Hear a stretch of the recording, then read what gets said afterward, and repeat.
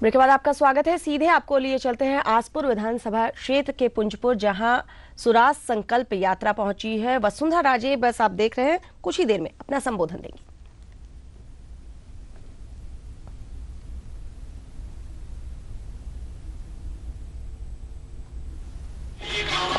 पकड़ के रखो भाई।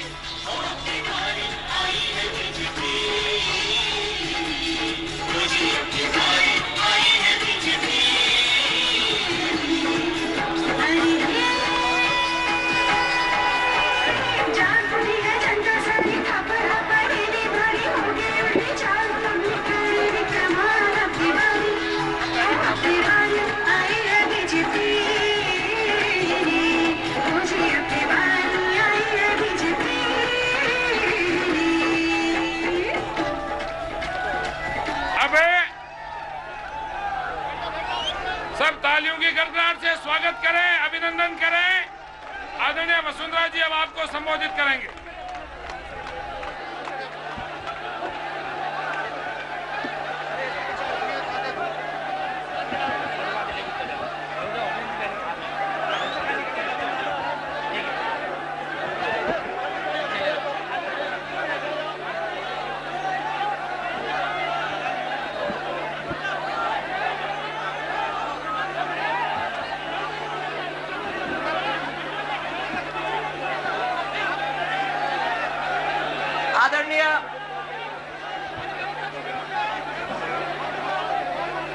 आदरणीय भाई साहब, अभी एक मिनट अभी करते हैं।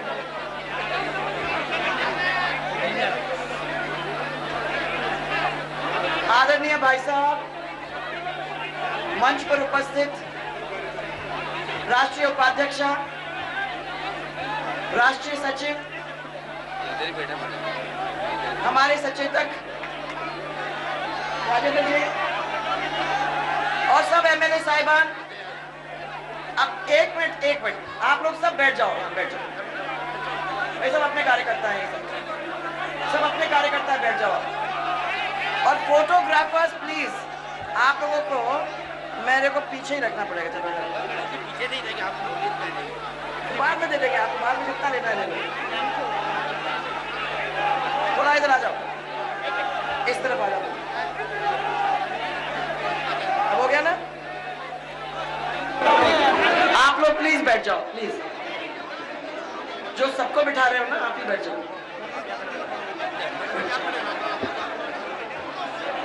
मंच पर उपस्थित सब भारतीय जनता पार्टी के नेता, कार्यकर्ता बंधु, मेरे सामने बैठे हुए भारतीय जनता पार्टी के कार्यकर्ता और नेतागण, आदरणीय भोपा जी, इतनी सारी मेरी माताएं बहनें यहाँ बैठी हुई हैं और सब मेरे बुजुर्गन और भाई।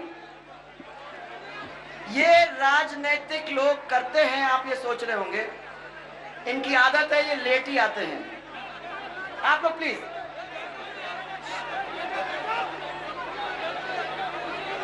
इन्हीं को बोल दो ना। आप लोग ये देखेंगे कि आगे वाले बेचारे कितने चुपचाप से बैठे हैं, सब हल्ला यही कर रहे हो आप लोग।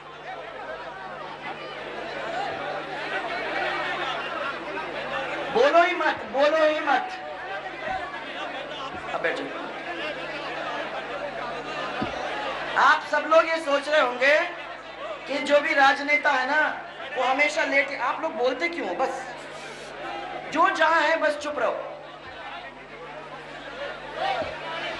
सब राजनेता लोग लेट आते हैं, पर ये आपकी गलती है। अब मेरे से पूछोगे कि आपकी गलती कैसे?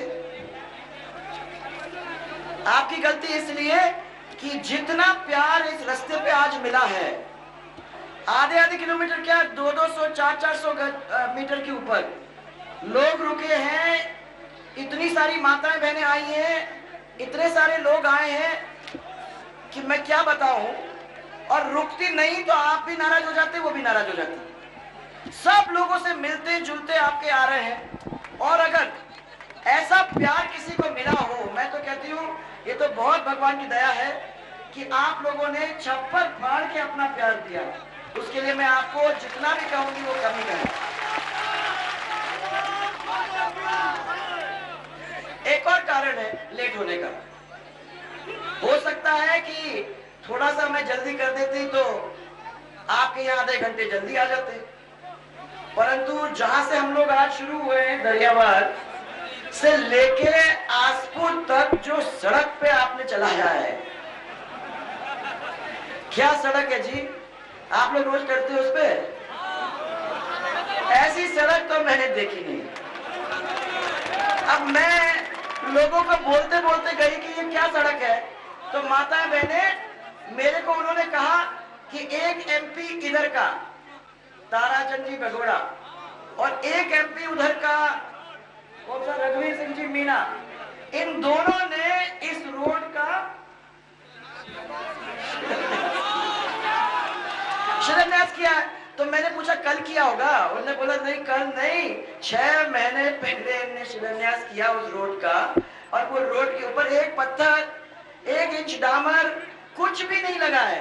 अब ऐसे रोड के ऊपर चलाओगे तो 4 घंटे लेट हो गए, ये गनीमत है, दिन ही निकल जाना चाहिए था। मुझे मालूम नहीं भाई साहब गुलाब जी ने कौन सी गाड़ी इस्तेमाल की, तो वो मेरे पहले बीजवा माता से मैंने कहा मैं दर्शन करके निकलूंगी तो आपको आगे भेज देता है, तो मालूम नहीं कैसे चले आए। इतने दौड़ते हुए गाड़ी की तो हालत बहुत ही खराब हो गई होगी, इतना तो मुझे विश्वास है। आज बीजवा माता के फिर से मुझे दर्शन हुए। बहुत दिन पहले आप लोगों ने मुझे पकड़ के तब कहा था कि बीजवा माता को जाने के लिए हम लोगों को बहुत मुसीबत होती है। हर संडे के दिन वहां जोरदार मेला भरता है और उस देवी के दर्शन करने के लिए हजारों की संख्या में लोग आसपास के वहां आते हैं, और वहां ये पुल बनाना बहुत जरूरी है, परंतु ये एक अजीब स्थिति है, यहाँ एक पुल नहीं बनेंगे, यहाँ दो पुल बनेंगे। अब आपने तो ताली बजा दी, मेरे पे पूछो ना, मैंने कहा आपको 2 पुल की जरूरत क्या है? इधर से एक पुल और इधर से एक पुल। मैंने सोचा कि भाई आप लोगों से झगड़ा करने से कोई मतलब नहीं है, 3 करोड़ का एक पुल, दूसरा पुल, दोनों पुल आपके जैसे आपको वायदा किया था उसको पूरा किया करके रखा। आपको देखा, हमारी आदत नहीं है कि आपको वादा करें और फिर 15 साल बाद उसको फिर देखने आ जाएं, ये हमारी आदत नहीं है। मुझे ये भी याद है कि आसपुर के अंदर जो एक बहुत बड़ी मीटिंग हुई थी, यहाँ कोई मांगने वाला नहीं था, यही मुसीबत है, परंतु बिना मांगे भी हमने ये तय किया कि आपको यहाँ क्योंकि फ्लोराइड का पानी मिलता है तो एक अच्छा पानी का इंतजाम किया जाए। 64 गांव को अच्छे मीठे पानी का इंतजाम बिना मांगे बिना पूछे हम लोगों ने आपको किया था, याद है? अब वो क्या मतलब, जनता का पैसा। मैं तो हमेशा कहती हूँ कि मेरे से कोई कहता है कि अरे 100 करोड़ खर्च कर दिए, 5 करोड़ खर्च कर दिए, 40 करोड़ खर्च कर दिए, माताएं बहनें वो पैसा तो आप ही का है, इसलिए खर्च तो आप ही पे करना है। और मुझे समझ में नहीं आता कि ये कांग्रेस की तौर तरीके 60 साल से यही करते आ रहे हैं। आज भी 4.5 साल तक तो ये कहेंगे कि हमारे पास हमारे खजाने में पैसा नहीं, और आखिरी 6 महीने में मालूम नहीं कहां से पैसा आ जाता है। ऐसा फेंकते हैं कि वोट खरीद दे, हम आपके घर में जाके आपको वोट पैसा दे, हम आपके स्कूल में जाके पैसा दे, हम मनरेगा के लोगों को पैसा दें, जो पैसा चाहता है उस 6 महीने के अंदर हम पैसे बांटे ताकि वोटों का फायदा हम लोगों को हो जाए। और मैं आप लोग सबको कहना चाहती हूं कि इस बार ये गलती अपने को नहीं करनी है। ध्यान रखना है कि जो लोग अपना काम करते हैं ऐसे लोगों को ही अपने को जिता के वापस लाना है, ताकि इस परिवार का भला हो। राजस्थान का भला तो तब होगा जब आपके क्षेत्र का भला होगा, और क्षेत्र का भला होगा तो हमारा प्रदेश आगे बढ़ेगा, प्रदेश आगे बढ़ेगा तो देश का भी नाम आगे चलेगा। ये मैं आपको सबको विश्वास दिलाना चाहती हूँ। एक चीज बताओ मेरे को, माताएं बहनें आप लोग सब बैठी हुई हैं, 5 साल अपनी सरकार थी तो आपको बिजली मिली नहीं? हम लोगों के टाइम, इनके टाइम में नहीं बात कर रही मैं, अपने टाइम में। इस टाइम में मैं पूछना चाहती हूँ कि आप लोगों को पहली दफा घर पे बैठे माता बहनें फ्रिज चलाने को बिजली, कूलर चलाने को बिजली का इंतजाम हमने किया था। किसानों को समय पे बिजली दी थी, और सबसे बड़ी बात हम लोगों ने ये बोलते क्या, टेम्पररी कनेक्शन। टेम्पररी कनेक्शन, जो लोगों को खेत के ऊपर 1-2 महीने के लिए जरूरत पड़ती थी तो उनको टेम्पररी कनेक्शन का भी इंतजाम कर देते थे। मैंने अभी पूछा कि टेम्पररी कनेक्शन का कोई इंतजाम, तो उन्होंने बोला कि ये सरकार हम लोगों को टेम्पररी कनेक्शन देती नहीं है, बिजली सही समय पे मिलती नहीं है, बिजली अब महंगी हो गई है और किसान को सही समय पे खाद नहीं मिलता, अच्छा बीज नहीं मिलता, पानी का तो इंतजाम है ही नहीं, और मैं नहीं मानती हम आगे चल के हमारे किसान करेंगे भी क्या। माताएं बहनों की इज्जत लूटी जाती है, सुरक्षित तरीके से वो सड़कें पे चल नहीं सकते। माता बहन अपनी बिटिया, इनकी इज्जत को अगर हम लोग नहीं पान बना के रख सकते हैं तो कौन रखेगा। और ये तो सरकार की जिम्मेदारी है। अगर सरकार अपने घर की बहुओं को, अपनी बिटियों को संभाल के नहीं रख सकती तो फिर इस सरकार को इस कुर्सी पे बैठने का कोई हक नहीं। जब भी बात आती है तो कहते हैं कि युवाओं के लिए हमने बहुत कुछ किया। पढ़े लिखे युवा यहाँ बैठे हुए हैं। जब हमारी सरकार आई थी तो मुट्ठी भर कॉलेज थे। यहाँ बैठे हुए हैं गुलाब जी भाई साहब, एजुकेशन आपके पास था भाई साहब, कितने कम थे, और उन 5 साल के अंदर कितने सारे कॉलेज, मैं तो समझती हूँ करीबन 700 कॉलेज 5 साल के अंदर खुले। अपने बच्चों को इंजीनियरिंग, MBA, कितने सारे कॉलेजेस के अंदर वो सीख के निकले। और हर बच्चे को क्या है सोच कि मैं पढ़ के निकलूंगा तो मेरे को रोजगार मिलेगा, कहीं भी मेरे को खपत मेरी हो जाएगी, मैं कमा के अपने घर में पैसा वापस ला सकूंगा, ये वो सोचता है। हमारे समय के अंदर 10 लाख लोगों को नौकरियों का इंतजाम हमने किया और इन्होंने क्या 54,000 माताएं बहनें 54,000 सिर्फ। और ये सरकार आती है वापस तो ये भी नहीं मिलेगा, क्योंकि ये किसी की मदद नहीं करते हैं तो सिर्फ अपनी मदद। अपने परिवार को कॉलेज में लगा दिया, अपने परिवार को खदान दे दिए, अपने परिवार को मदद कर दी, सोनिया गांधी के परिवारों को जमीनें दे दी, किसी चीज की कमी नहीं है, वो सब अपने बीच में चलता है। पर जनता की बात उठती है तो जनता को एक कौड़ी भी देने को तैयार नहीं है। ये आपकी परिस्थिति है। जयपुर के अंदर जब मैं बैठी थी तो मैंने सुना कि बहुत सारा काम हो रहा है। आपको जो दवाइयां हैं वो सस्ती मिल रही हैं, कई जगह पे जांच आपका मुफ्त हो रहा है। मुफ्त हो रहा है जांच, कल से परसों से शुरू हो गया मुफ्त जांच। आपको तो लाइन लगा दो और सबकी मुफ्त जांच हो जाएगी। हाँ, अब ये बोलो, सस्ती दवाई मिल रही है। अरे अस्पताल में जाके देखो तो सही, मिली? डॉक्टर नहीं है तो कैसे मिलेगी? कहां से आएगा? कोई तो लिखेगा कि ये सस्ती दवाई ले जाओ, कोई तो जांच करेगा। अगर उपकरण नहीं है, डॉक्टर नहीं है तो आगे चल के होगा क्या? टीचर की पूछो, माताएं बहनें टीचर हैं स्कूल में, आए चिंता मत करो। अभी नया रूल बना है 8वीं तक सबको पास करना है, तो इसलिए हमने तो 8वीं तक के सब स्कूल बंद कर दिए, आप चिंता मत करो। और टीचर को घर बैठे तनख्वाह मिल रही है, इसलिए उनको स्कूल में जाने की जरूरत नहीं है। जब आपके बच्चे 9वीं के लायक हो जाएंगे तब हमसे बात करना, उनके लिए स्कूल टीचर सब मिलेगा। परंतु हाँ, शायद उनको नौकरी नहीं मिलेगी, क्योंकि अगर कंपटीशन में बच्चा नहीं बैठ सकता है तो फिर नौकरी आके उसको देगा कौन? ये बहुत बड़ा षड्यंत्र है। ये सरकार की से लोगों से मिलके इस कोशिश में है, क्योंकि दुनिया के अंदर अगर नाम किसी का था तो वह हिंदुस्तान के बच्चों का नाम था, कि हिंदुस्तान के बच्चे पढ़ लिख के इतना अच्छा काम करते हैं कि लोग दूर दूर जाके हिंदुस्तानी बच्चों को अपने अपने देशों में ले जा रहे थे। आज ये परिस्थिति हो गई है कि 8वीं तक जब पढ़ता ही नहीं है बच्चा और 9वीं में ही उसकी पढ़ाई शुरू होगी तो आगे चल के किस कंपटीशन में बैठेगा आप समझो।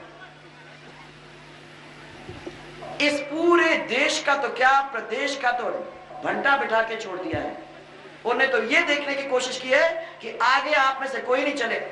और मैं आपको विश्वास दिलाना चाहती हूं कि हम लोगों ने 5 साल मेहनत करके राजस्थान को गड्ढे में से निकाल के बीमारू प्रदेश का नाम जो था उसको हटा के और आगे खड़ा कर दिया, और 5 साल के अंदर इन्होंने उसको फिर से उस गड्ढे में डाल दिया। और मैं आपको यह भी बताना चाहती हूं भाइयों और बहनों कि जो स्थिति में था उससे और गंदे हालत में उसको डाल दिया है, तो और ज्यादा मेहनत करनी पड़ेगी जब उसको हमें निकालना पड़ेगा। यह काम अकेले मैं नहीं कर सकती, इसमें हम सबको शरीक होने की जरूरत है। और इसीलिए आज मैं आप लोगों को यह कहने आई हूं कि इस बहुत मुश्किल की लड़ाई के अंदर हम सबको जुड़ना है। माताएं बहनें, ये मत सोचना कि हम तो घर में ही बैठे रहेंगे और सब काम बाहर हो जाएंगे, नहीं हो सकता। और आज मैं देख रही हूं, एक जमाना था जब हम लोग पब्लिक मीटिंग करते थे तो मीटिंग में महिलाएं 4-5 दिखाई देती थी, मंच में तो दिखाई देती नहीं थी। हम अकेले अकेले मालूम नहीं कैसे बैठे रहते थे, अब मंच पे भी आ गई हैं। और वहां भी देखो कितना बड़ा तबका महिलाओं का बैठा हुआ है। मुझे याद है जब मैंने राजनीति पहले शुरू की थी तो मैं जब एक गांव में गई थी, वहां तो उस गांव के अंदर गई तो मैंने देखा ऐसे आदमी बैठे हुए हैं और दरवाजे और खिड़कियों के अंदर महिलाएं बैठी हुई थी। अब 20 साल बाद जब मैं उसी गांव में जाती हूँ तो देखती हूँ कि महिलाएं सामने ऐसे बैठी हुई हैं और खिड़की और दरवाजे के अंदर आदमी खड़े हैं। ये है फर्क। अब मैं आपको कुछ नहीं कहना चाहती हूँ, तो बात अलग है। मेरी दुनिया के अंदर खाली 2 जात हैं, एक ये पुरुष जात है, एक महिला जात, और दोनों के बिना दुनिया चलती नहीं है। और प्यार से जब चलती है तो मैं समझती हूँ कि इसका फायदा हम लोग सबको मिलता है। इसीलिए कोई मजहब की लड़ाई नहीं, कोई जात की लड़ाई नहीं, सब लोगों को साथ लेके परिवार के रूप में चलना है। जो आपको मिलेगा वो उसको मिलेगा, अगर उसको 1 रोटी मिलेगी तो आपको भी 1 रोटी मिलेगी। सब लोग साथ में चलेंगे, प्यार से मिल बांट के खाएंगे। तो मैं आपको ये कहना चाहती हूँ कि राजस्थान की तरक्की को कोई नहीं रोक सकता, कोई नहीं रोक सकता। परंतु अभी कल मैंने बताया था, सब अखबार की एक कटिंग थी। रिजर्व बैंक के गवर्नर साहब के सुब्बा राव जी, उनका नाम तो आप लोगों ने सुन लिया होगा। वो कहते हैं कि दुनिया, हमारे देश के अंदर महंगाई बढ़ गई है क्योंकि आजकल जो गरीब लोग हैं वो अंडा खाने लगे हैं और फल फूल खाने लगे हैं, घी मक्खन खाने लगे हैं। आपकी डाइट बहुत अच्छी हो गई है, इसलिए महंगाई बढ़ गई है। तो आप एक काम करो ना, उनको न्योता दे दो यहाँ से कि आप सुब्बा राव जी यहाँ आ जाओ, हमारा खाना तुम खाओ और हम तुम्हारा खाना खाते हैं, और देखते हैं कि तुम्हारी महंगाई कितनी नीचे आती है। अब ऐसे लोग, ऐसी सरकार जिसको कोई मतलब ही नहीं है कि गरीब के घर के अंदर क्या हो रहा है। यहाँ ट्राइबल अपने आदिवासी भाई के जंगल, अभी भाई साहब ने बताया होगा आपको कि जहां 500 रुपए जुर्माना होता था वहां 25,000 रुपए जुर्माना।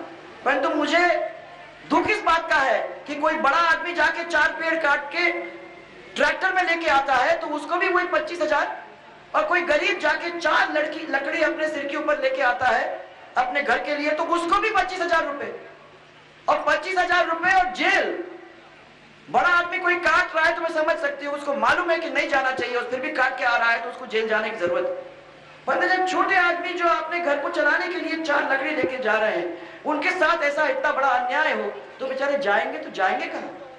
मुझे याद है कि 12,000 से ज्यादा केस हम लोगों ने आदिवासी भाइयों के खत्म किए थे, जो छोटे छोटे केस थे, जिसकी वजह से इनको उदयपुर बार बार जाना पड़ता था।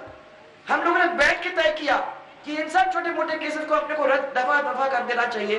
कहीं 2 बोतल, कहीं 1.5 बोतल, इसके पीछे बेचारा केस करने जा रहा है, आ रहा है, कब तक जाएगा आएगा। इन सब चीजों को अपन बैठ के मिटा देंगे। पहली दफा पूरी कैबिनेट मंत्री उदयपुर डिवीजन के अंदर आए और तंबुओं में रह के हर जिले के अंदर जाके सब लोगों की उन्होंने हाल खबर पूछी। कभी किसी कांग्रेस वाले ने किया है? कोई आया है आपके बीच में? बड़ा मजाक किया, अरे तंबू में रह रहे हैं और बड़ा मजे। मारो राजस्थान में बस इतना ही, दीजिए इजाजत, नमस्कार।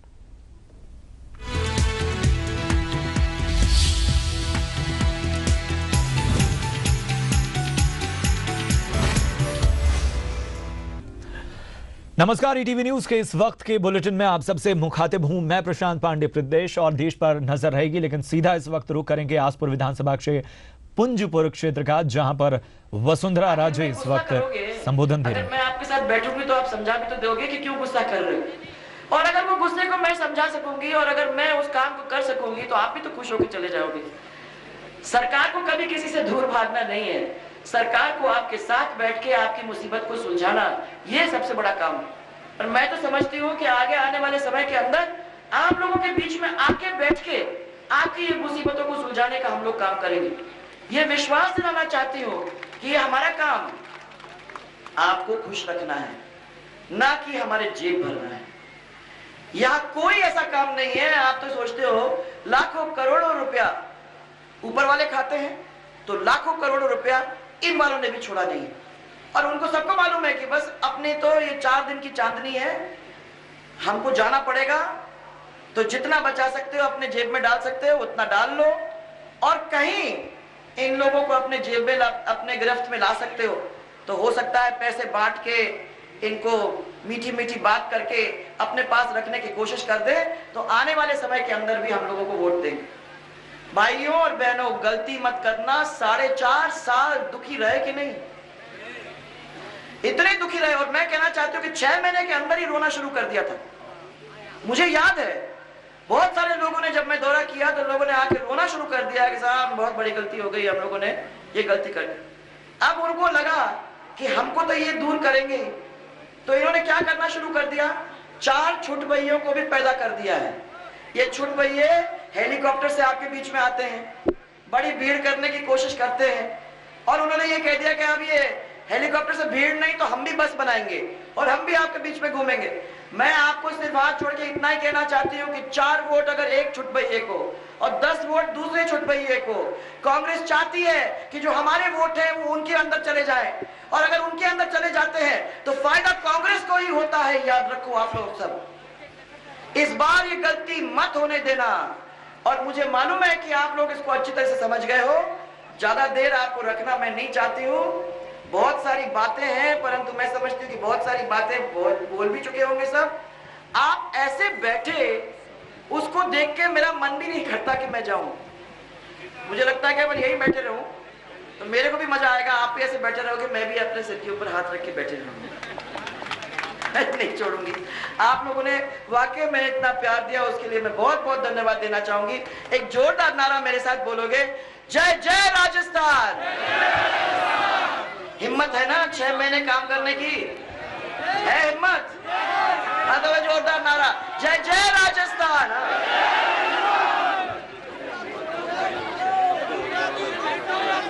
एक चीज ध्यान रखना, ये रोजगार का विषय सिर्फ एक के लिए या 2 के लिए नहीं है, सबके लिए है। सबको हम प्यार से इंतजाम करवाएंगे। आपको इसमें किसी को चिंता करने की जरूरत नहीं है। ये सबसे बड़ी बात और सबसे बड़ी मुसीबत हमारे जवानों की है। ये मान के चलो कि इस चीज को हमारे ध्यान में है और रहेगा, और इसको मैंने घोषणा पत्र के अंदर भी शामिल किया है। सबको बहुत बहुत धन्यवाद और बहुत सारा प्यार। जय जय राजस्थान, जय जय राजस्थान।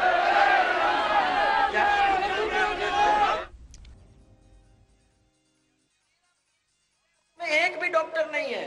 अब समझ लो आप कि गरीबों को क्या हाल होगा। और 1 वर्ष में 1 साल के उम्र के 952 बच्चों की मृत्यु हो गई है। ये तो छोटा छोटा बता रही हूँ आप लोग, ये माता बहने इसको समझ लो। प्रसव के दौरान 43-44 महिलाओं की डेथ हो गई है। डॉक्टर नहीं है तो ये तो होना ही है, किसी के साथ कोई कॉम्प्लिकेशन हो जाता है, ये तो होना ही है। राजस्थान सिंटैक्स सिर्फ एक, इतने सालों में सिर्फ एक उद्योग यहाँ खुला हुआ है। सब लोग गुजरात भागते हैं। मैं ये पूछना चाहती हूँ कि इस राजस्थान के इस टुकड़े के अंदर क्या हम लोग फैक्ट्री लगा के नौकरी का इंतजाम नहीं कर सकते, ताकि हमारे बच्चे यहाँ रुक जाएं, उनको गुजरात में जाके नौकरी करने की जरूरत न हो। ये बहुत जरूरी है। इतने सालों से कांग्रेस का झंडा यहाँ लगा हुआ है, और इतने सालों से 60 साल गुजर गए। 60 साल के अंदर कुछ तो काम हो सकता था। 65 साल के अंदर अगर वो शक्ल बदलना चाहते थे तो राजस्थान की शक्ल बदल सकते थे। 7 साल भैरव सिंह जी का राज और 5 साल हमारा, 12 साल को छोड़ के पूरे साल जो भी निकले हैं वो सब कांग्रेस के राज के थे। 5 साल जब हमने राज चलाया तो राजस्थान में काया पलट हुआ। जो बीमारू प्रदेश था वो बीमारू की श्रेणी से बाहर निकल के अग्रणी प्रदेश बनने की तैयारी में खड़ा हो गया था, और ये पूरे देश ने उसको माना था। 10 साल के अंदर शिवराज चौहान और रमन सिंह जी के मध्य प्रदेश और छत्तीसगढ़ के अंदर कितना बदलाव आया वो आप लोगों ने देखा। 15 साल के अंदर गुजरात को नरेंद्र मोदी जी ने तो देश को क्या अंतरराष्ट्रीय स्तर के ऊपर ले जाके छोड़ दिया था। एक ने 15 साल में किया, दो ने 10 साल में किया, एक ने 5 साल में किया, और 65 साल में इन लोगों ने क्या किया ये तो कोई सोचे। जब अपन वोट डालने जाते हैं तो क्या इस चीजों के बारे में अपन सोचते नहीं है? कौन हमारे लिए काम करेगा? ये तो कांग्रेस चाहती है कि आप लोग जात में, मजहब में बट जाओ, क्योंकि अगर बटोगे तो वोट भी बटेंगे और फायदा उनको इसी से मिलता है। तो बार बार आके सब लोगों को कहते हैं, और हम लोगों ने सबको कह दिया कि 36 के 36 को हम अपने हैं, इनको छाती से लगा के चलने का काम हमारा है। एक दूसरे के बीच में कोई लड़ाई नहीं होने देंगे। अगर पानी इसको मिलता है तो पानी उसको भी मिलेगा, अगर रोड उसको मिलता है तो रोड उसको भी मिलेगा, और अगर हमारे प्रदेश के अंदर एक रोटी है तो हम सब लोग उसको बांट के खाएंगे। ये जिस दिन हमारे मन के अंदर बात उठ जाती है, उस दिन हमारे आगे के रास्ते को, हमारे आगे को कदम को कोई नहीं रोक सकता है। जरा इसको करके तो देखो। बगल में गुजरात है, आप देख रहे हो कहां से कहां पहुंच गया है, और यहां हम बैठे हुए हैं। 1-1.5 घंटे का रास्ता है, और 1-1.5 घंटे के रास्ते के अंदर हमारी हालत क्या है ये आप लोगों को सबको देखने को है। ये कोई दूर नहीं है यहाँ से। सब लोग अहमदाबाद जाते हैं दौड़ के, यहाँ से अस्पताल में जाना है तो अहमदाबाद जाते हो, जयपुर नहीं जाते। कोई बीमार है या कोई काम है तो सीधे अहमदाबाद जाते हैं, कोई जयपुर नहीं जाता है। तो मैं कह रही हूँ कि अगर अहमदाबाद में ये हो सकता है तो क्या डूंगरपुर और राजस्थान के अंदर ये काम नहीं हो सकता? क्या समय चाहिए? 5 साल के अंदर हम लोग कर सकते थे, तो 60 साल में इन लोगों ने आपके जेब काटे, आपके प्रदेश को कंगाल कर दिया, अपने जेब भरे, अपनी बेटियों की शादियां की, और अपने घर को भर के आराम से और संपन्न होकर बैठे हुए हैं। उनको कोई चिंता नहीं है कि आप लोगों की क्या हालत है। मैं सिर्फ इतना पूछना चाहूंगी कि डूंगरपुर के रेलवे स्टेशन पर सोनिया गांधी के द्वारा 2 जून 2011 याद है आई थी यहाँ? कौन भूल सकता है? सोनिया गांधी यहाँ आई थी 2011 के अंदर 2 जून में यहाँ आई थी। डूंगरपुर रेलवे स्टेशन का शिलान्यास किया गया था, याद है? हो गया सब काम? हो गया ना सर? सोनिया गांधी आई भाई, अरे आई सोनिया गांधी आके इतना काम करके गई। अब तो आप आंखों पे पट्टी बांध के सोच लो, हो गया काम। इतने सालों से अपन कांग्रेस को जिताते आ रहे हैं तो अपने को कुछ देके तो गई ना। ऐसा तो नहीं हो सकता कि खाली हाथ, खाली यहाँ रिबिन काट के चली गई है, ये तो हो नहीं सकता। अभी तक कोई बजट मिला? क्यों जी बताओ, बजट मिला? कोई बजट भी नहीं मिला, पक्का बजट भी नहीं मिला। और किसानों के मुआवजे के लिए भी कोई पहल हुई? नहीं हुई। 2 वर्ष में सिर्फ सर्वे का कार्य ही कर जनता को गुमराह करने।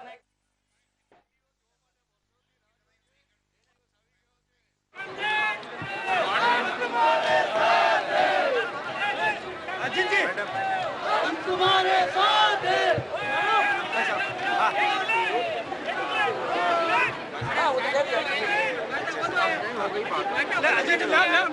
बोल दिया ना उसको पूरी तरह से बोल दिया। मैडम नगर मंडल की ओर से माला बनाएंगे। एक मिनट जिंदाबाद। बस आप उधर हो जाओ, आप उधर हो जाओ। अरे माइक ले बस। जिंदाबाद। अच्छा 1 मिनट, मैं पता करना चाह रही हूँ कर्मचारी बैठे क्या यहाँ? कोई है मैडम, है कर्मचारी बैठे क्या? है। आपके लिए भी एक बहुत अच्छा अनाउंसमेंट हो गया हुआ ना। जनवरी, इनके घोषणा पत्र में लिखा था जनवरी 2006 से, और ये उन्होंने अपने उसमें लिखा हुआ था। अब क्या कर रहे हैं? 2013 से देने की घोषणा कर रहे हैं। हम तो सिर्फ इनसे ये पूछ रहे हैं कि वो भटनागर कमेटी की रिपोर्ट हमें दिखाए तो सही। दिखाए ना वो रिपोर्ट, दबा के क्यों बैठे हैं? देना नहीं चाहते। देखो ये ध्यान में रखना, पर हमने रिपोर्ट मांगी है, वो रिपोर्ट हम देखना चाहेंगे। मैडम एक ये पर्ची चिन्ह है हमारे नगर मंडल की ओर से। अरे रुक जाओ यार, आराम से। अरे धीरे धीरे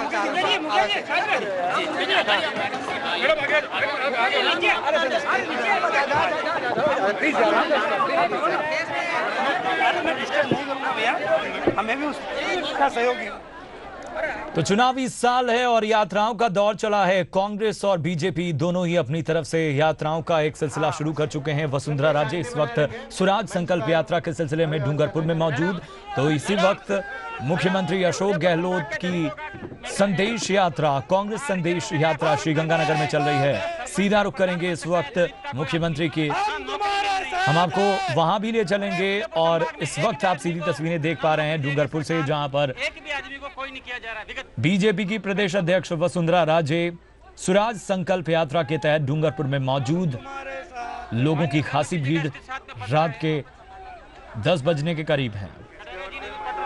महिला मोर्चा की मैडम, ये कटारे जी के शासन में ये हमने कृपया शांति रखें, सभी की बात सुनेंगे मैडम, कृपया शांति रखें। एस के गुप्ता जी का लेटर है।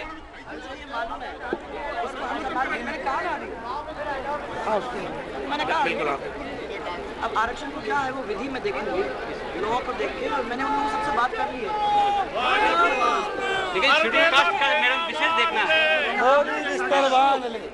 अगर उस समय आप लोगों ने मुझे बता दिया होता ना, एक सेकंड, उस समय उसको खत्म कर देते। ये मिला था मैडम आपसे। अगर आप समझा देते तो आपकी बातें। कृपया शांति रखें।